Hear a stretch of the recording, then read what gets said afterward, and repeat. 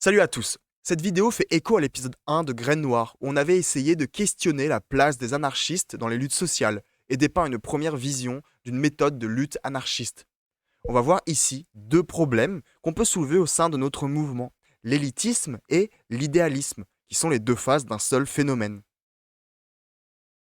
On observe une forme d'élitisme au sein d'une partie du mouvement anarchiste, dirigée tant vers ceux partageant nos idées qu'à ceux qui ne s'en revendiquent pas. Cet élitisme se caractérise par un jugement des anarchistes n'ayant pas eu une connaissance de nos théories jugées suffisantes et par un mépris de ceux peu familiers avec nos idées car étant perçus comme en dehors de la vérité. Il n'est pas question ici d'une critique des positions d'autrui ou du fait de soulever une erreur dans une optique d'entraide, mais d'un jugement moral qui s'inscrit dans des rapports de classe sociale. Ce conflit prend place entre des individus ancrés dans une culture universitaire ou possédant des ressources culturelles importantes et des groupes plus populaires qui ont un accès plus difficile à ces mêmes ressources. Il y a derrière ce jugement l'injonction à posséder un certain nombre de connaissances, un capital culturel, pour être légitime dans sa position d'anarchiste ou dans sa lutte et ses revendications sociales. Les individus appartenant aux classes populaires peuvent avoir un faible capital économique, ne facilitant pas l'accès à des ressources culturelles et politiques. Un autre facteur est le temps, celui-ci pouvant manquer aux classes populaires et travailleuses, trop fatiguées par leur journée de travail pour avoir envie d'ouvrir un bouquin un peu oublié des années 20. Les anarchistes, ancrés dans une culture universitaire, peuvent tenter de transmettre leurs connaissances à ceux qui n'y ont pas eu accès. Ils le feront bien souvent d'une manière qui nécessite de connaître et de maîtriser certains codes et vocabulaires très spécifiques, renforçant ainsi le rapport de classe et entravant la transmission de ces connaissances. Cet élitisme apparaît aussi lorsque des anarchistes critiquent les actions de lutte sociale de groupes auxquels ils n'appartiennent pas. Ces personnes en lutte ne seront soit pas assez révolutionnaires dans leurs actions, ou encore pas assez anarchistes dans leurs pensées. Plutôt que de chercher à les soutenir dans leur lutte sociale, ces anarchistes vont considérer leur action comme illégitime. C'est quelque chose qu'on a pu voir de la part de certains qui ont perçu le mouvement des Gilets jaunes comme un simple mouvement de consommateurs heurtés dans leur confort, ce qui les aurait rendus indignes de tout soutien. Pour casser cet élitisme, il est nécessaire que ceux qui possèdent un capital important de connaissances fassent un effort de transmission à travers des formats et des méthodes accessibles à tous, sans pour autant se mettre dans une position de supériorité, celle d'éducateur des masses. C'est une erreur, remplie de mépris de classe, de considérer les classes populaires comme étant sans connaissance, ignares et devant être éduquées aux luttes sociales.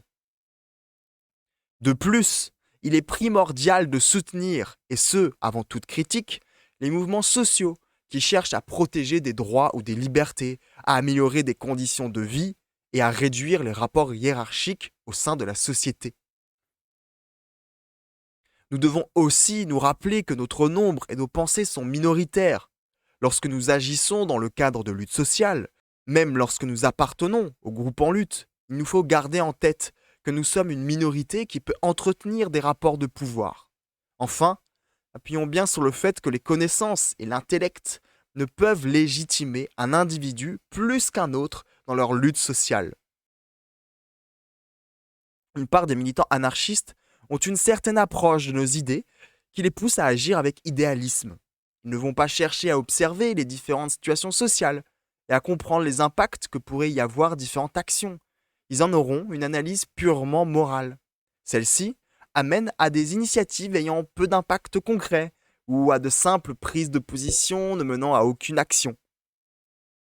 Une telle approche n'est possible que pour des anarchistes ayant les ressources pour subvenir à leurs besoins sur le court et le long terme et sans que ce positionnement politique et moral ait beaucoup de conséquences sur leur vie quotidienne. En effet, il est facile de rejeter moralement un mouvement social qui, par exemple, ne ferait que défendre les intérêts d'un groupe auquel on est extérieur ou qui ne serait pas pleinement en accord avec nos idées. Surtout, lorsque ces conséquences ne vont pas impacter notre groupe social et ne quasiment rien changer à notre vie. Ces anarchistes peuvent tout simplement se retirer à tout moment, de toute lutte sociale et lâcher de temps en temps quelques jugements moraux envers des camarades qui, eux, ne peuvent se retirer de ces luttes. On se retrouve, encore une fois, face à un rapport de classe entre certains ayant un niveau de vie plus ou moins aisé et pour qui les luttes sociales ne sont qu'un passe-temps et l'anarchisme qu'une philosophie, voire des positions morales, et d'autres qui vivent dans l'incertitude, l'instabilité quotidienne et qui appartiennent aux classes populaires. Pour eux, les luttes sociales sont des nécessités et l'anarchisme peut être un moyen de lutte, voire une possibilité de sortie de leurs conditions de vie actuelles. Les anarchistes doivent abandonner ce rapport idéaliste au monde et aux luttes sociales. Toute action et prise de position devrait découler d'une analyse sérieuse de la situation et de ses évolutions possibles, en prenant en compte différents plans, politiques, économiques, historiques ou sociaux. Si nos objectifs sur le long terme sont l'abolition du capitalisme et de toute hiérarchie, il ne faut pas pour autant oublier que des individus subissent quotidiennement les rouages de ce système et ne verront sûrement jamais l'aboutissement de nos luttes. Il nous faut donc, à travers nos actions, faire en sorte que tous puissent vivre dans les meilleures conditions possibles et réduire le nombre des dominations subies. Cela doit être fait sans attendre l'arrivée d'un jour providentiel où le capitalisme serait aboli et l'anarchisme réalisé.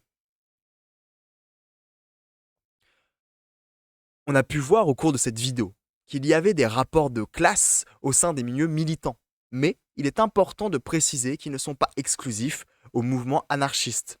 Seulement, notre pensée anti-autoritaire doit nous pousser à être plus attentifs.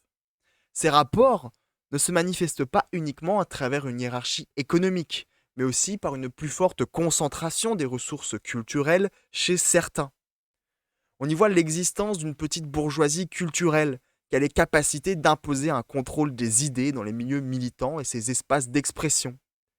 Chez les anarchistes, la pensée de ce groupe peut se caractériser par un trop fort idéalisme. Il est alors nécessaire de prendre conscience de ce rapport de classe et de redévelopper une approche méthodique et rigoureuse dans nos analyses du monde et stratégique dans la pratique de nos luttes. C'est la fin de cette vidéo. Je vous invite à vous abonner, à partager et à laisser un commentaire. On se retrouve bientôt pour quelques lectures autour de l'idéalisme et du matérialisme, ainsi que sur Discord pour taper la discute.